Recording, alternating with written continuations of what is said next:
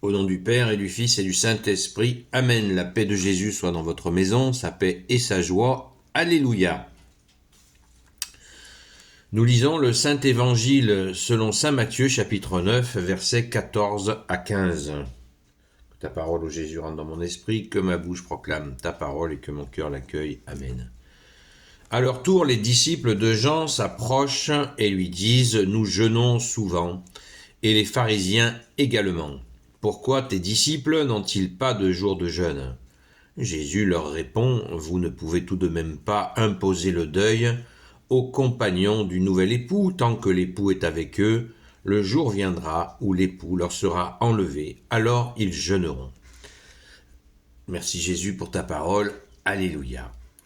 Décidément, on ne sort pas de cette histoire de jeûne spécifiquement alimentaire, comme s'il y avait que les jeûnes d'alimentation et non pas les jeûnes, par exemple, des addictions. Là, bien sûr, dans la parole, Jésus le mentionne, que l'époux leur sera retiré et qu'ils devront jeûner. C'est bien ce contexte-là. C'est la difficulté que les apôtres vont rencontrer. Notamment, bien sûr, ce moment terrible de la passion de Jésus, où là, on ne verra qu'un seul apôtre qui est resté avec Jésus jusqu'à la mort, c'est Saint Jean. Il y avait aussi notre Sainte Mère Marie, Marie Cléophas, et la disciple bien-aimée de Jésus, Sainte Marie-Madeleine, chère Sainte Patronne. Alléluia. Donc, ceux qui nous suggèrent cette lecture du jour, quelles étaient leurs intentions en nous mettant ce texte-là pendant le carême, je pense qu'ils font une erreur, personnellement, puisqu'ils vont insister à nouveau sur le côté jeûne alimentaire. Et oui, on y revient encore, cette obsession alimentaire qui, à mon avis, pose un souci sur le carême. Car le jeûne des addictions, je viens de commencer par ça, parce que ça commence à me courir sur le haricot, le jeûne des addictions est bien plus important. Mettons-nous à la place de Jésus, c'est impossible, mais bon, c'était juste un exercice. Qu'est-ce que Jésus préfère, à votre avis? Quelqu'un qui fait 30 heures de jeux vidéo par semaine. Prenons l'exemple de quelqu'un qui fait 30 heures de jeux vidéo par semaine. Eh bien, vient le carême. Qu'est-ce que préfère Jésus? Que cette personne-là fasse un jeûne bien sévère ou qu'il prie Jésus pendant 40 jours pour vraiment réduire son addiction aux jeux vidéo. Deuxième exemple, qu'est-ce que Jésus préférerait à votre avis? Si quelqu'un regarde des vidéos P-O-R-N-O, on s'est bien compris, régulièrement,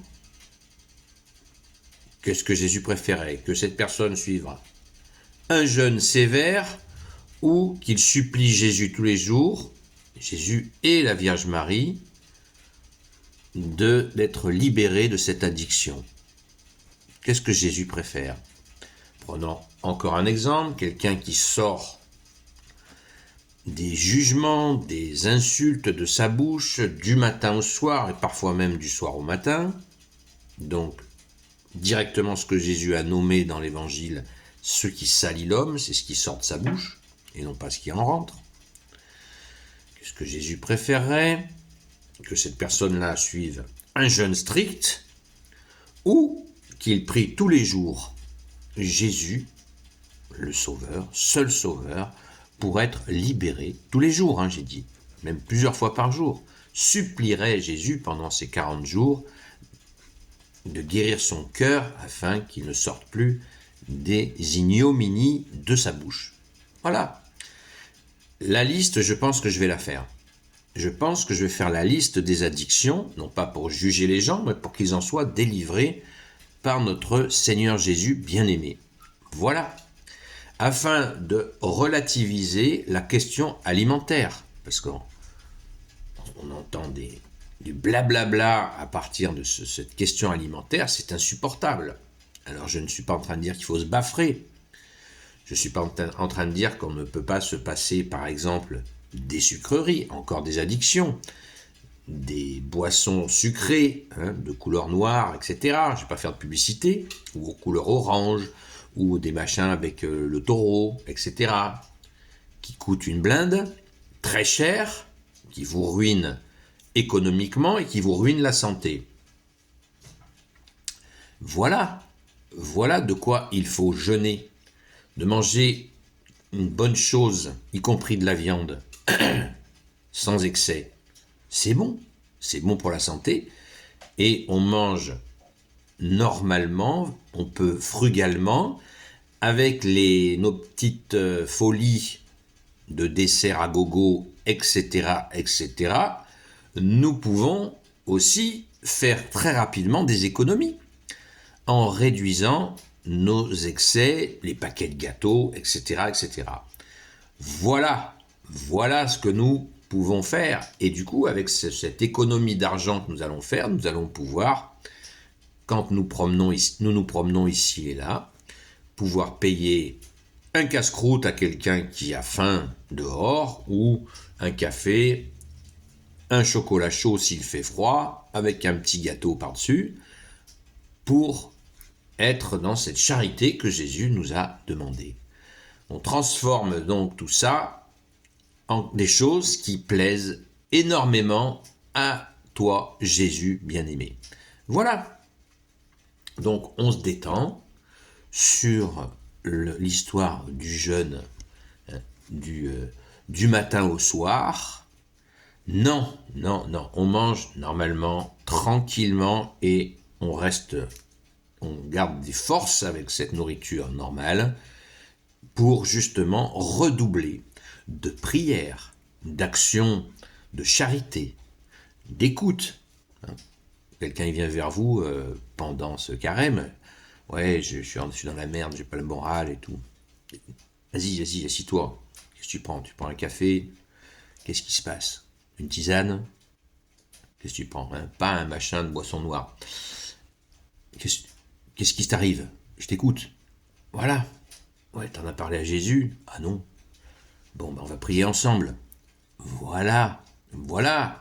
Parce que les 40 jours, Jésus, il n'est pas à la plage pendant 40 jours. Il combat Satan.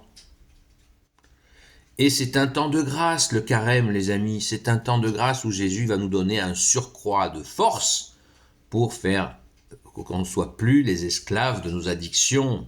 C'est ça le sens de Jésus au désert. C'est ça le vrai sens du carême. Amen. Merci Jésus, tu es le roi de gloire, le Dieu de nos vies.